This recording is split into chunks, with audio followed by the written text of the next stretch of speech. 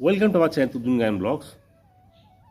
दोस्तों, मैं ओमान में रहता हूँ, बहुत साल हो गए, तो अब थोड़ा बहुत जानकारी है। तो मैं आज का टॉपिक है गल्फ में या ओमान में नौकरी के लिए आऊँगा या नहीं आऊँगा। ये उन लोगों के लिए बात है जो लोग छोटे मोटे काम करता है, जैसा लेबर है, मैसन है, इलेक्ट्रीशियन, प्लम्बर, पेंटर, कोई डेकोर का काम करता है। ये सब इन लोगों के लिए मैं बोल रहा हूँ। तो पहली बात है कि आप क्यों आओगे। एक इम्पोर्टेंट बात है, आप अगर ये मालूम हो जाए तो फिर आपका प्रॉब्लम सॉल्व हो जाए। आप इसलिए आओगे, पैसा कमाने के लिए आओगे। पैसा उधर ज़्यादा है या इंडिया में ज़्यादा है, ये सोच के आओगे। इंडिया में अगर ठीक ठाक मिल रहा है तो आपको नौकरी आने का ज़रूरत नहीं है। इंडिया में आपको कम मिल रहा है, इसी कंट्री में ज़्यादा मिल रहा है तो आप आ जाओ। ये पहले सोच लो। इंडिया से थोड़ा बहुत जो भी आप काम करोगे, इंडिया से थोड़ा बहुत सैलरी इधर ज़्यादा मिलता है। किसी किसी को फैसिलिटी भी, यहाँ काम करोगे तो आपको खाना मिलेगा, रहना मिलेगा, यहाँ का रूल्स है। या किसी भी सेक्टर में काम करो, कोई कंपनी में काम करो, घर में करो, तो आपको खाना नहीं मिलेगा। घर में आपको ड्राइविंग का, हाउस बॉय, गार्डनर, इस चीज़ का आपको वैकेंसी मिलता है। और कंपनी में आपको जिस जिस काम का है उसी काम का सब मिलता है वैकेंसी। तो आप समझ गए कि आपको ये सब मिलेगा। अच्छा, आपने अगर मुल्क में काम किया, मुल्क में लोग बहुत काम करते हैं लेकिन स्टॉक कर नहीं पाता। इसका एक कारण है, मुल्क में आप जब चाहे छुट्टी कर सकते हो।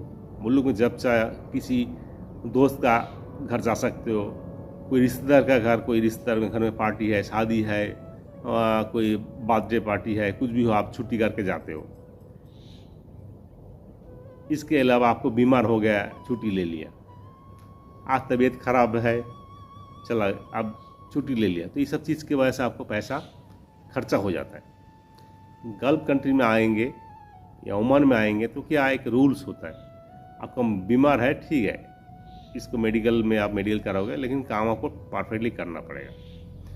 एक दिन ही छुट्टी मिलेगा, ज़्यादा दिन छुट्टी नहीं मिलेगा। उसके बाद आपको शादी भी जा सकती, इधर नहीं, आपको चांस नहीं है, तो आपको ड्यूटी ज़्यादा करना पड़ता है।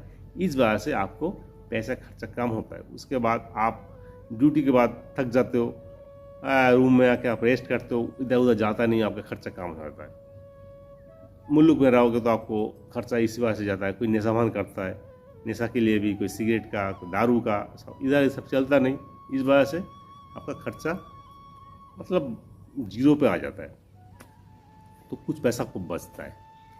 मतलब 2 साल के बाद, 2 साल के होता है एग्रीमेंट, 2 साल के बाद आप मुल्क छुट्टी जाते हो तो कुछ ना कुछ 2 लाख हो, सारे खर्चा निकाल के भी घर में मुल्क में दे के भी आप 1.5-2 लाख आप ले जा सकते हो।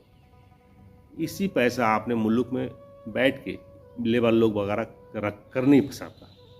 मुल्क में क्या होता है, पैसा आता है खर्चा हो जाता है, पैसा आता है स्टॉक नहीं करते। इधर आओगे तो स्टॉक कर पाओगे। ये मेरा तजुर्बा है। किसी भी आदमी हो, अगर 2 साल काम करेगा तो 1-1.5 लाख तो घर में मुल्क में पैसा भेज के भी, फैमिली में भेज के भी 1-1.5 लाख तो आप जमा करोगे, कर लोगे।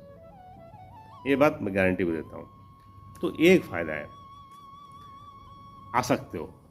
मुल्क में आप जितना काम कर सकते हो उससे ज़्यादा इधर काम करना पड़ेगा। एक मैं बोलता हूँ, मुल्क में आप ऐश कर ले तो मुल्क में, अगर मैंने देखा मुल्क में घर में काम करवाया, कोई भी काम हो, 4-5 घंटा ठीक से काम करता है, बाकी घुमा घुमा के टाइम पास करके चला जाता है। लेकिन इधर परफेक्ट काम करना पड़ेगा। यह है बात। तो ये सब सोच के आप अगर आना चाहते हो तो अच्छा है, आप आओगे एक बार, आपको तरीका मालूम हो जाएगा, फिर आप एक्सपीरियंस भी हो जाओगे। फिर आपको पहले पहले हर आदमी को थोड़ा तकलीफ झेलना पड़ता है। जैसे इधर का गर्मी है, इधर का बहुत गर्मी है, टेम्परेचर 50 के ऊपर हो जाता है, 50 कभी 52 हो जाता है। पसीना नहीं होता, सूखा होता है। इंडिया में भी अभी 50 जा रहा है, लेकिन पसीना होता है इंडिया में। तो इधर रहने के लिए हर घर में एसी है, हर रूम में एसी है, बगैर एसी में कोई नहीं रहता नहीं। लेकिन मुल्क में एसी नहीं है, सब डिफरेंस है। इधर एसी, हर जगह एसी है। ड्यूटी के बाद चाहे आप आउटसाइड में भी ड्यूटी करो, लेकिन आपको ड्यूटी के बाद फुल एसी, नाइट में आप आराम से सोओगे एसी में। ये हर जगह में, हर घर में एसी है, क्योंकि इधर का टेम्परेचर एक ही ऐसा होता है ना। ठंडी के मौसम में थोड़ा कम होता है, लेकिन मोस्टली इधर गर्मी होता है, बारिश उतना होता नहीं। तो इंडिया में एसी भी नहीं जा रहा है। इंडिया के एक एक स्टेट में एक एक टाइप का मौसम है। तो जैसे बेंगलोर में एसी का जरूरत नहीं पड़ता, दिल्ली में बहुत गर्म होता है, वेस्ट बंगाल में बहुत पसीना होता है। तो ऐसा मौसम ऐसा है।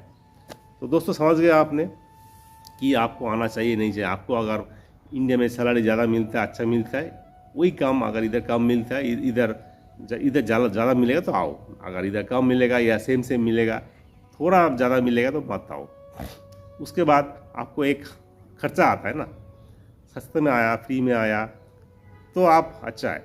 अगर 1 लाख खर्चा करेगा, 2 लाख 1.5 लाख भी खर्चा करेगा करके मुल्क से इधर आओगे तो सैलरी भी कम मिलेगा।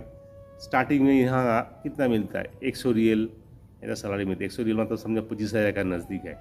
तो आपको उससे अच्छा आप उसी 1 लाख में कुछ ना कुछ छोटे मोटे बिजनेस करो, कोई दुकान रेंट पे लो, स्टार्ट कर दो, या कैसे भी छोटे मोटे बिजनेस करो।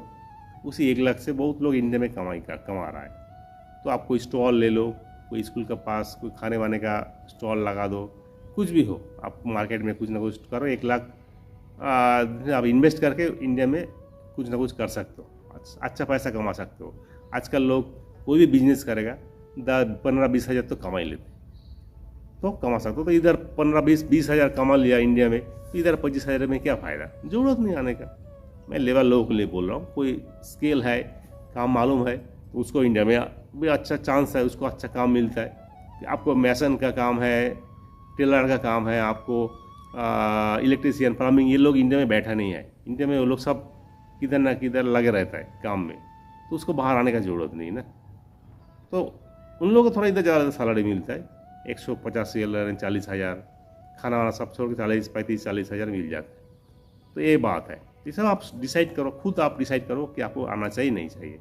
ठीक है, तो आप समझ गए क्या करना चाहिए, गल्फ में आना चाहिए नहीं आना चाहिए। ठीक है, चलो लास्ट तक वीडियो देखा। अभी मैं रखता हूँ, फिर कभी नेक्स्ट वीडियो में मैं कुछ और बताऊँगा। चलो रखता हूँ, जय हिंद। अगर हमसे जुड़ा रहना चाहते हैं तो सब्सक्राइब कर दीजिए ताकि तुरंत आपको मेरा नेक्स्ट वीडियो मिल जाए। Thank you.